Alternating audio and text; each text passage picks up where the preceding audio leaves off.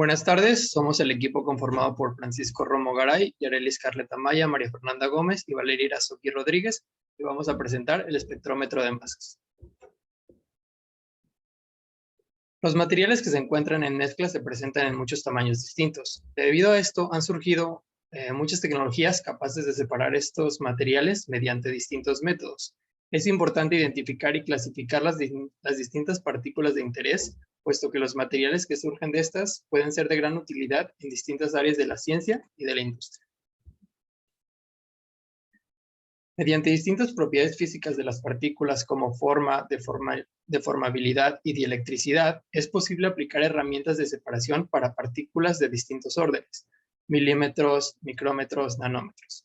Debido a que existen un sinfín de métodos de separación para un sinfín de materiales, existen muchísimas aplicaciones relacionadas a esto, como por ejemplo, evaluación de calidad del azúcar, detección de virus infecciosos, terapias génicas, vacunas y vesículas como exomas, usando el espectrómetro de masas, análisis cuantitativos de diversos campos de ciencias biológicas, por ejemplo, usando la electroforesis y muchas otras aplicaciones. Ahora bien, el espectrómetro de masas es un dispositivo microanalítico utilizado para identificar compuestos desconocidos, cuantificar los que ya son conocidos y para explicar la estructura y propiedades químicas de las moléculas.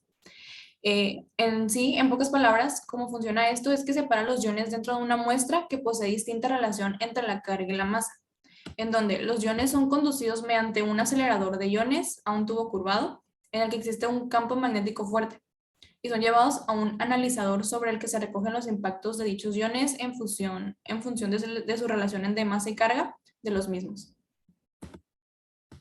Entonces, como cada compuesto es único, cada uno se va a ionizar y fragmentar de una determinada forma. Si la muestra está constituida por isótopos del mismo elemento, todos tendrán la misma carga, pero los que sean más pesados se curvarán menos y tendrán un radio mayor. Ahora bien, las aplicaciones del espectrómetro de masas son las siguientes, que se puede evaluar la pureza de los reactantes y productos de una reacción o también para monitorizar la secuencia de reacción. En la industria petrolera se puede utilizar para analizar los constituyentes de las gasolinas y gases de combustión, así como para determinar los contaminantes en las aguas.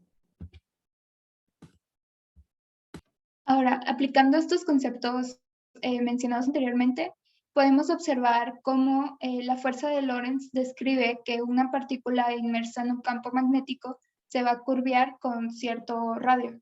En este caso nos interesa ver que esto se cumpla mediante una modelación computacional, una partícula cargada que entra a un campo magnético uniforme, es decir, no cambia con el tiempo, y construimos una función de MATLAB, la cual utiliza el método de Runge-Kutta de orden 4 para resolver una ecuación diferencial de la velocidad.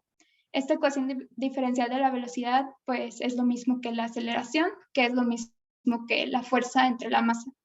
Entonces nosotros utilizamos la fuerza de Lorentz, que es la fuerza aplicada a la partícula. Así, la función nos resolvía para cada una de las velocidades, tanto en X como en Y, y después, mediante las ecuaciones de movimiento, utilizamos velocidades para describir las posiciones en X y Y de la partícula. Utilizamos un campo magnético uniforme de 0.1 teslas, una velocidad inicial de 150.000 metros sobre segundo, la masa del carbono 11, que es de 1.83 por 10 a la menos 26 kilogramos, y la carga de un electrón, que es de 1.602 por 10 a la menos 19 coulombs. Aquí se puede observar la gráfica que nos arrojó la función. Sería la trayectoria de una partícula. En este caso, el círculo azul se puede observar que forma un círculo y que esta se curvea en relación a su masa y a su carga. Ahora, para diferenciar las partículas y separarlas mediante un espectrómetro de masas, se utilizan los mismos conceptos, solamente que ahora con 4 partículas diferentes de masa con misma carga dentro de un campo magnético igual que el anterior, con las mismas condiciones. Se utilizaron 4 isótopos del carbono del 11 al 14 que varían en masa y se modeló para el radio, que depende de la masa y de la carga, así como de la velocidad, que sería de 150 metros sobre segundo, y del campo magnético, que es de 0.1 teslas al igual. Bueno, justo como mencionó mi compañera, usando los parámetros antes mencionados, alterando únicamente las masas, es posible ver la trayectoria semicircular que se siguió para cada una de las partículas inyectadas al espectrómetro.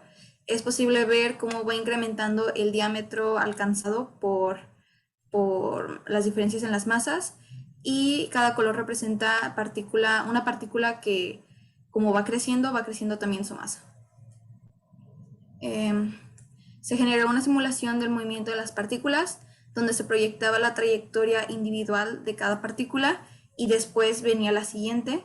Se presenta el movimiento seguido a lo largo del plano XY por las partículas en el espectrómetro, y pues es posible ver cómo va incrementando, pues sí, muy parecido, la distancia alcanzada por ellas, porque lo único que se cambiaba en cada función del radio era únicamente la masa. Y bueno, finalmente, para las conclusiones, se ha determinado que, pues claro, el fenómeno del electromagnetismo, además de ser un concepto físico, que pues va a determinar la relación entre el magnetismo y la electricidad, usando, por ejemplo, las leyes de Maxwell, es también capaz de aplicarse a la vida cotidiana, y como se vio en toda esta presentación, cómo es usada para, ¿cómo se llama? Para la parte física del dispositivo de un espectrómetro de masas. Este proyecto, a lo largo de las clases, se fueron formando o construyendo los conocimientos necesarios para comprender las bases físicas que seguía el dispositivo, y eventualmente para poder generar un simulador que nos permitiera observar de manera gráfica el comportamiento de una partícula proyectada a un campo magnético. Finalmente, este reto nos ha permitido comprender, por sobre todo, bases teóricas que eventualmente nos harán capaces de entender el funcionamiento de los métodos de separación, que eventualmente, como ingenieros de procesos químicos y biológicos, se convertirán parte de nuestra carrera y pues nuestra área laboral. Y ya, muchas gracias, eso es todo.